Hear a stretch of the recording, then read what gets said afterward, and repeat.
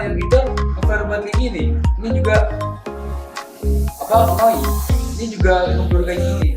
Gimana dah? Lihat.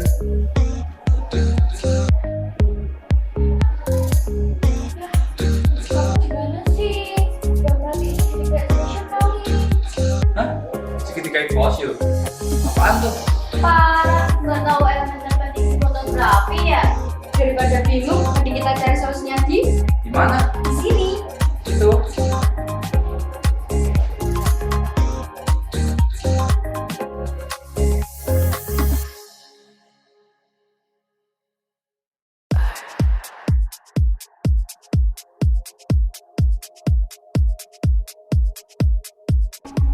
Apaan tuh? Wush, diam saja kamu.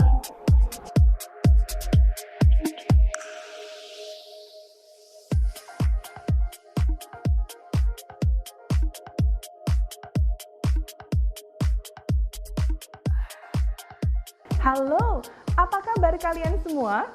Semua tentu dalam keadaan sehat ya. Kali ini saya akan menjelaskan tentang prinsip-prinsip fotografi dasar, tepatnya pada fase E, elemen fotografi dasar. Nah, tadi sudah kita saksikan bersama tentang kegagalan pengambilan foto. Kira-kira itu mengapa bisa terjadi? Karena seharusnya kita harus menguasai prinsip-prinsip segitiga exposure. Lalu, apa sebenarnya segitiga exposure itu? Exposure. Sekarang kita bahas pengertian exposure terlebih dahulu. Segitiga exposure adalah istilah yang merujuk pada 3 elemen dasar pada exposure. Masing-masing elemen ini saling terkait dalam mempengaruhi cahaya yang masuk dan mencapai sensor kamera untuk merekam foto, di mana disebut juga dengan exposure. Nah, kali ini merujuk pada penjelasan intinya. Apa itu segitiga exposure? The exposure triangle atau segitiga exposure adalah settingan wajib yang harus diatur pertama kali sebelum memotret. Tepatnya, segitiga exposure merupakan jumlah cahaya yang terekam sensor ini ditentukan oleh settingan 3 komponen utama yang sangat penting. Lalu apa saja sih elemen segitiga exposure itu? Segitiga exposure merupakan istilah yang merujuk pada 3 elemen dasar pada exposure, yakni shutter speed, aperture, dan ISO. Tenang, meski terkesan teknis banget, tapi ini sangat mudah dipahami. Sebelumnya, mari kita bahas satu persatu. 3 elemen dasar pada exposure, shutter speed, aperture, dan ISO. Shutter speed adalah kecepatan bukaan lensa. Lebih tepatnya, shutter speed merupakan lama waktu shutter di depan sensor gambar terbuka. Ketika shutter terbuka, sensor gambar terpapar ke cahaya. Dari paparan itulah gambar tercipta. Gambar samping kanan bisa dilihat jika shutter speed diatur 1/1000, maka gambar yang akan kita tangkap jelas di sini objek yang kita ambil bergerak. Nah, di sini shutter terbuka pada gambar 1 dan sensor gambar terpapar ke cahaya. Semakin lama shutter speed, semakin banyak cahaya yang menjangkau sensor gambar. Misalnya, jika shutter speed diubah dari 1/60 detik menjadi 1/30 detik, jumlah cahaya menjadi 2 kali lipat.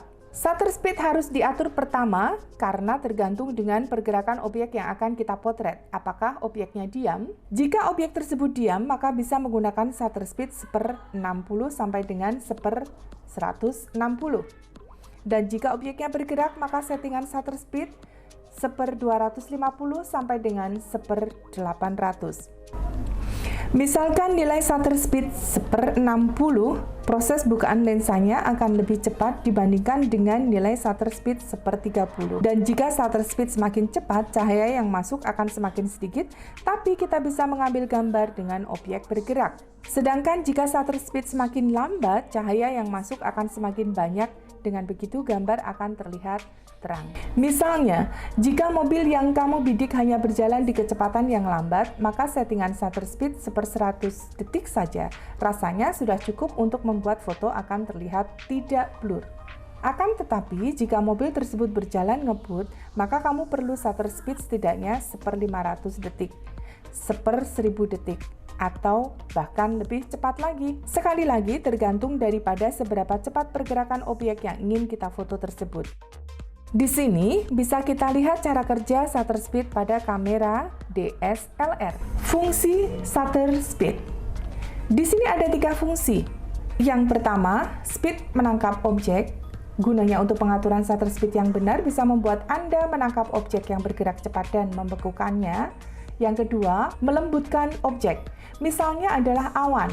Seorang fotografi pernah mengatur shutter speed menjadi 5 menit 300 detik. Hasilnya awan yang harusnya bergelombang malah menjadi sangat lembut dan permukaannya mulus. Yang ketiga, mengatur durasi bukaan jendela sensor ketika menerima paparan cahaya sebelum menutup kembali.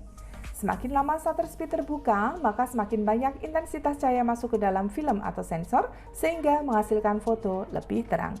Elemen dasar pada exposure yang kedua yakni aperture. Aperture adalah bukaan diafragma pada kamera yang berfungsi mengatur jumlah cahaya yang masuk ke dalam sensor. Semakin lebar lubang tersebut, maka semakin banyak cahaya yang masuk. Lihat pada gambar ini bahwa semakin kecil angka di belakang F, maka semakin lebar bukaan aperturnya. Analoginya bisa disamakan seperti tirai pada jendela kamera. Tirai berfungsi sebagai apertur. Semakin lebar Anda membuka tirai, maka semakin terang kamar Anda. Kamera dengan nilai apertur kecil atau f/1.8 atau f/1.6 memungkinkan lebih banyak cahaya masuk ke sensor. Hasilnya, foto akan terlihat lebih terang. Bahkan saat digunakan di malam hari atau low light akan terlihat lebih terang. Namun apertur kecil membuat kamera hanya bisa fokus pada objek, sedangkan objek lain dan latar belakangnya terlihat blur. Sebaliknya, kamera dengan nilai apertur besar hasilnya lebih gelap. Ini dikarenakan cahaya lebih sedikit masuk ke sensor. Akan tetapi, ini lebih cocok untuk foto landscape. Semua bagian foto terlihat sama tajamnya, ini karena kamera bisa fokus ke semua bidang pada foto. Lanjut untuk elemen dasar pada exposure yang ketiga yakni ISO. Jadi apa itu ISO? ISO adalah suatu ukuran untuk menentukan tingkat sensitivitas cahaya pada sensor kamera. Jika melakukan setting ISO dengan tingkat yang tinggi, maka akan semakin sensitif sensor cahayanya.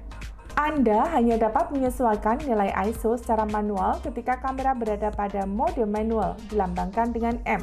Nilai ISO pada kamera tergantung pada jenis atau merek kamera, tetapi umumnya nilai ISO pada kamera DSLR adalah 100, 200, 400, 800, 1600, 3200. Nah, di sini bisa kita lihat penerapan ISO setiap angkanya. ISO rendah atau ISO 100 gambar terlihat lebih gelap. Bisa kita simpulkan bahwa ISO tinggi sensor kamera semakin sensitif, foto semakin terang atau overexposure, noise semakin kuat. ISO rendah, tingkat sensitif sensor kamera semakin rendah. ISO rendah, tingkat sensitif sensor kamera semakin rendah. Foto semakin gelap atau underexposure. Kualitas foto semakin baik dan tajam atau tidak noise. Dilihat dulu gambar berikut sebelum saya jelaskan fungsi dari ISO. Sesuai dengan pengertiannya, fungsi ISO pada kamera berguna ketika memotret di tempat gelap atau low light. Dengan mengatur ISO semakin tinggi, maka akan semakin kuat tingkat sensitivitas cahaya pada sensor kamera. Misalnya saja, hasil foto dengan ISO 1600 tentu lebih terang jika dibandingkan foto dengan ISO 100. Namun perlu diingat, menentukan nilai ISO semakin tinggi akan berisiko tinggi kamera menghasilkan noise pada foto. Noise atau draw adalah suatu sinyal gangguan elektronis yang hadir ke dalam foto. Biasanya berbentuk bintik-bintik kecil yang mengganggu. Bisa kita ambil kesimpulan bahwa jika memotret di tempat yang terang atau siang hari, maka atur ISO di 100 dan atur ISO dari 400 sampai 1600 jika memotret di tempat yang lebih gelap atau malam hari, dan akan lebih maksimal jika menggunakan lighting atau flash eksternal. Gambar ini merupakan perbedaan dari ISO bersih dan noise. Jika kalian belum tahu noise itu apa, jadi noise adalah bintik-bintik hitam pada gambar yang dihasilkan jika settingan ISO terlalu tinggi. Semakin tinggi ISO akan menimbulkan grain atau bintik-bintik hitam lembut yang terlihat di foto. Nah, gimana? Nggak ribet kan? Jadi kalian hanya bermain logika bersama 3 hal exposure ini yang akan membuat hasil foto kalian semakin bagus. Oh, jadi ini fungsi-fungsinya. Benar-benar baru tahu. Oh. Apa tadi? Shutter speed. Apa? Aperture, ISO, shutter speed. Pembahasannya mudah dipahami ya. Yang tadinya aku masih lupa-lupa, sekarang jadi paham deh. Jadi gimana kameramen? Udah paham kan? Langsung dilaksanakan sekarang aja, PPJJ tadi nggak keulang lagi. Yuk, langsung sini aja dulu ya.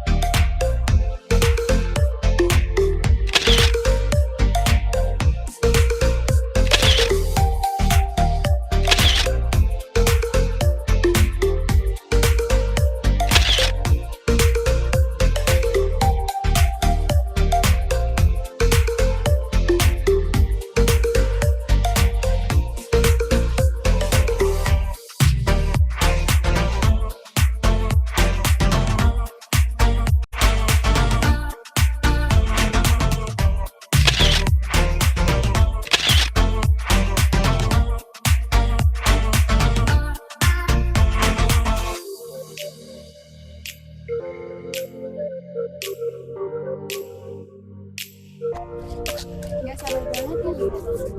Wah gila, ini sih hasilnya sih jernih banget.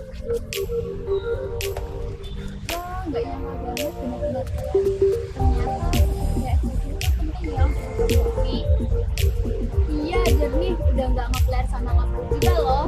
Ya gimana ya, namanya juga ilmu dasar fotografi. Kalau nggak diterapin dengan benar ya bisa kacau. Iya, aku salah, minta maaf. Kan sekarang aku udah bisa dasar fotografi.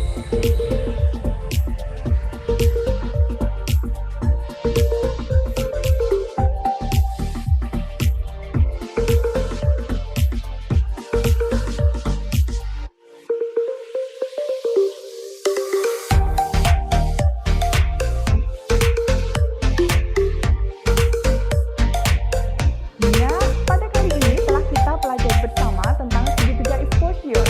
Kita harus memahami prinsip segitiga exposure itu amat penting dalam ilmu fotografi dasar. Kita juga harus memahami pentingnya penerapan segitiga exposure dalam berbagai momen dan objek, baik indoor maupun outdoor. Itulah materi kita tentang segitiga exposure pada fotografi dasar kali ini. Semoga bermanfaat.